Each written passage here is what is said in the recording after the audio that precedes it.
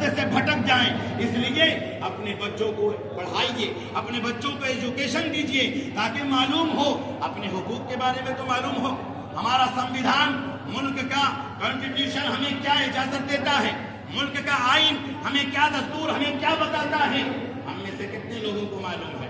ہمیں ضرورت اس بات کی ہے ہم قرآن بھی پڑھیں, ہم حدیثیں بھی پڑھیں, ہم شریعت بھی پڑھیں, ہم دین بھی پڑھیں اور ہم اپنے ہندوستان کے دستور سے بھی پڑھیں.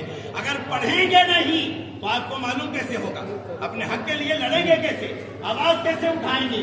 اس لیے یہ خاموش احتجاج ہیں, یہ سرکار تک یہ جانا چاہیے کہ ہم کچھ نہیں کر سکتے, کم سے کم آپ کو یہ بتانا چاہتے ہیں کہ یہ جتنے ہندوستان میں مسلمان ہیں یہ ان کے خلاف سازش آپ رچنا بند کریں.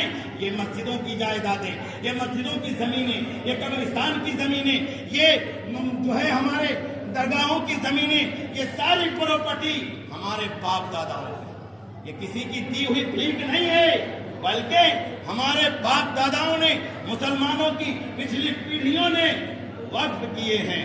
اور شریعت کا حکم سن لیجئے, یہ کہتے ہیں پچھلوں کو دیں گے. شریعت کا حکم یہ ہے کہ اگر کسی نے اپنے مرحوم ماں باپ کے نام پر 1 کٹھا یا 1 بیگھا یا 1 ایکڑ زمین وقف کر دی, مسجد کے نام, مدرسے کے نام, کربلا کے نام, قبرستان کے نام, درگاہ کے نام, تو پھر جب وقف کر دیا تو وقف کرنے والے کو بھی اجازت نہیں ہے کہ اس کو استعمال میں لائے. وقف کرنے والے کو بھی اجازت نہیں ہے کہ وہ اس کو استعمال میں لائے. یہ پراپرٹی خدا کی ہو گئی. یہ مسلمانوں کی پراپرٹی صرف ذمہ داری میں ہے. اصل پراپرٹی جتنی اوقاف کی ہے یہ اللہ کی ملکیت ہے. جیسے نماز ہمارے لیے ضروری ہے, روزہ ضروری ہے, قرآن اور نبی کی تعلیمات ہمارے لیے ضروری ہے, ویسے ہی اوقاف کا تحفظ بھی ہمارے لیے بے حد ضروری ہے.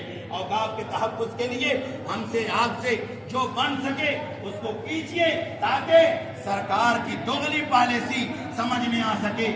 آج مسلمانوں کی مسجدیں چھینی جا رہی ہیں, مدرسوں پر بلڈوزر چلایا جا رہا ہے, سپریم کورٹ بیٹھا دیکھ رہا ہے, سب جیسے انصاف کا جنازہ نکل چکا ہے.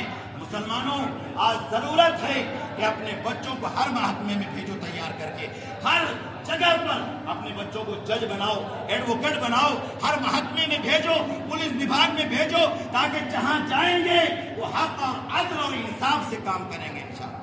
تو ہم صرف یہ نہیں کرتے کہ ہم اپنے بچوں کو صرف حافظ, مولوی اور عالم بناتے, بلکہ ہم یہ بھی جانتے ہیں کہ ہمارے سماج کو ایک بہترین ایڈوکیٹ کی ضرورت ہے. ایڈوکیٹ نہ ہوگا تو ہمارا دیش کون لڑے گا؟ ایک بہترین جج کی ضرورت ہے, ایک بہترین